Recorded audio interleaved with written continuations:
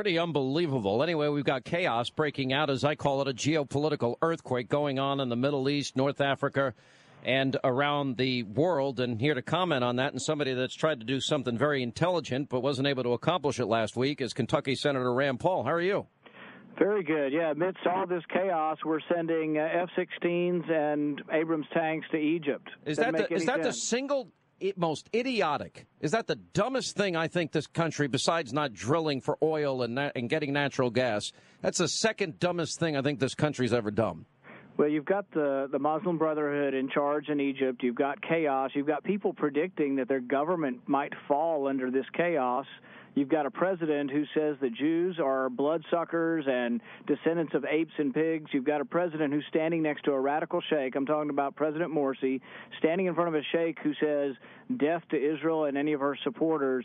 And what do? President Obama and many complicit Republicans vote to continue sending weapons to this guy. It's crazy. I got to be honest. It's nuts. I literally was asking some other senators, and they could not give me an explanation why they support this, except to say that they have some distant hope that maybe the military, which was displaced by Morsi. I mean, he put his hand-picked puppets in the military positions. Now, the quote, generals that we might have had some sway with years ago when Mubarak was in power, those guys are gone. So we're going to give this guy, it's nuts. It simply fuels an arms race. Israel feels that for every F-16 that Egypt gets, they need two. So they have to increase, and they have to spend $2 for every dollar spent in Egypt to protect themselves. And I think realistically they do have to protect themselves. But when we're fueling both sides of it, it makes it harder for Israel to keep up in the arms race. So now we've got Egypt, a nation of more than 80 million people, traditionally seen as the most important Arab nation in the world, now being run by a terrorist, raving anti-Semite, a guy who's anti-American. He's turning Egypt into a police state. They're persecuting minorities and Christians, imposing Sharia law on the Egyptian people. You just expressed his views on Israel. And who is he hosting right now? Ahmadinejad, Adolf Jr. The president of Iran is there. What a great axis. Syria, Egypt, and now Iran working together. And what are we doing? Sending them arms. There's no excuse for it. And at the very least, they should have said, maybe in a year we'll reconsider. I don't think it's a good idea anytime, but the moderate position should have been, we're going to wait a year. And I couldn't even get anybody to come along on any of that. Yeah, well, that would have been a very moderate position. I'm more mad at the Republicans. They ought to know better. Well, I'm going to have another amendment, and I'm going to dare them to vote against me on this. I'm going to say that President Morsi gets no more aid until he reaffirms the Camp David Accord, till he reaffirms that he recognizes Israel and wants peace with Israel, because I don't think he will publicly say it, because I don't think he privately believes it. I don't think he privately believes it, nor do I think he thinks he can survive as he appeals to his radical base.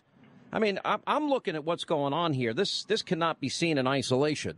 Because if you look at the entire region in the Middle East, you look at North Africa, everything's spinning out of control. Now Syria, third year of a bloody civil war. You got all these terrorist groups are now being empowered. Iran's fighting proxy wars. Libya's unstable. Al-Qaeda's putting down new routes. Things are bad in Pakistan, Afghanistan. Here's the question for Panetta and for President Obama. Why are the AC-130 gunships 9 hours away from Benghazi? So I don't blame the military for not being able to get there, frankly. But I do blame somebody for having the weaponry that we would need to be 9 hours away.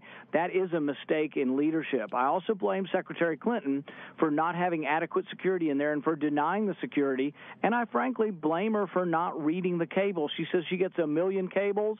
Well, cables from Estonia and Bulgaria are different than Libya. Libya is one of the 5 hot spots, if not the hottest spot in the world right now, and she should have been reading the security cables, and she is responsible for those underneath her who denied the request for more security. When you called for Hillary and you said that she should have been fired and you would have fired her, why didn't other Republicans take a stronger stand? I thought people were a little tough on her, but there was a lot of kissing up to Hillary on her way out, considering this was such a debacle. Yeah, I think too much. And really, interestingly, when Bill Clinton was president, he fired Les Aspin for not giving the proper security in Mogadishu. In Mogadishu, in Somalia, remember Black Hawk Down, they requested extra military might to protect themselves. Les Aspin turned them down in advance of the attack.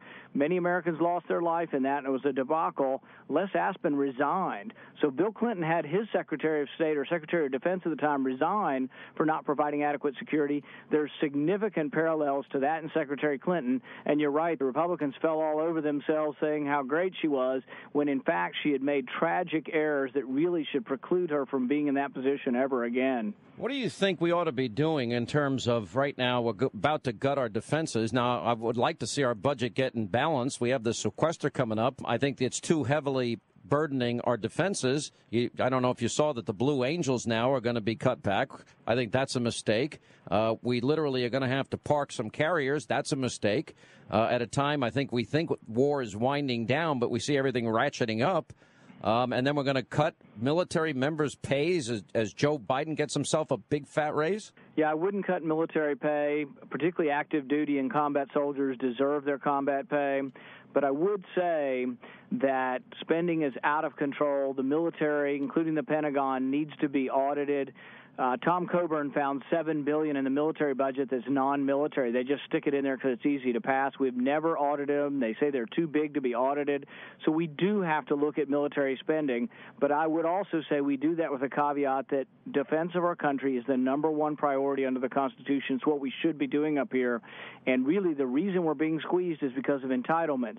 So all of those who want to protect defense spending and those on the left who want to protect this other discretionary spending, they need to be looking at entitlements, because entitlements is going to squeeze out all other spending within a decade. Well, it's getting pretty bad. What do you think? Do you think now that with the things that have changed around, do you think Republicans have the power to actually stand up for something here and take on spending and no more tax increases for Obama? Because the only way that's going to happen, Senator, and maybe this is more a function of the House and not the Senate because you don't have the majority, but if Republicans are going to fight against themselves and they don't unite and stand up on very basic, simple principles, and one is that they want to be an alternative party and they want to be the party of fiscal responsibility and the party that stops generational theft, they've got to stay united. They can't back down. They've got to have a backbone. Yeah, we have to believe in something. But, recently we had this fight over emergency funding for Sandy, and you had Republicans who were on the receiving end of this money saying, oh, we don't want to offset it with spending cuts, and we want all of it, 4 years of it.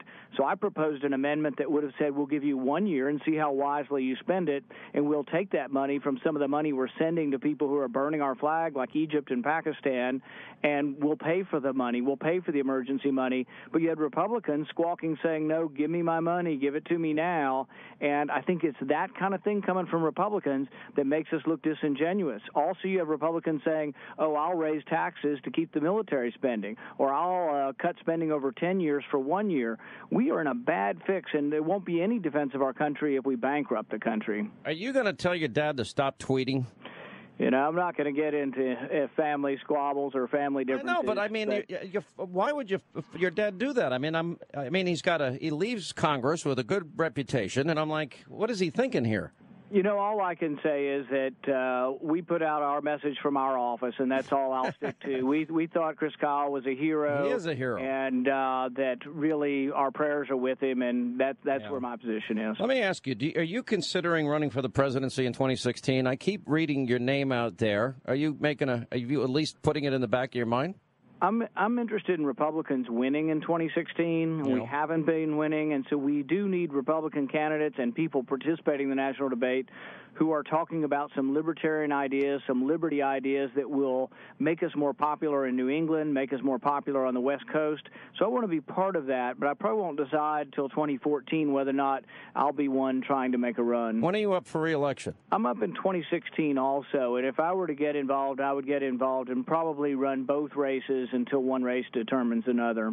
Okay, I got it. Well, Senator, I got to be honest, you've been doing some great work, and you are a voice of sanity there in a sea of madness at times. It's getting very frustrating watching world events unfold and watching the economy tank and seeing very little progress. And I'm very hopeful that these conservative views now become, I guess, the mainstay of the Republican opposition. It's got to be. Otherwise, if they're going to be a pale copy or a version of the Democratic Party, it's not going to help the country. Yeah, and that's what Reagan said, paint in bold colors, not pastels. We got to believe in something, and we really need to champion something. But what we have to do is convince those who are not doing well in our society, those who are struggling, don't have the job they want or don't have a job, that we are the party that will get them a job. We are the party that will allow them to enter the middle class. We're the party that will allow them to become rich maybe someday. We are that party of opportunity, and if we can do that and show that we want to help those folks get there, I think we'll win again. All right, Senator Rand Paul of Kentucky, thanks so much for being with us. I'm not sure if you're going to be on Hannity tonight. We've been trying to get a hold of you. I hope you can make it.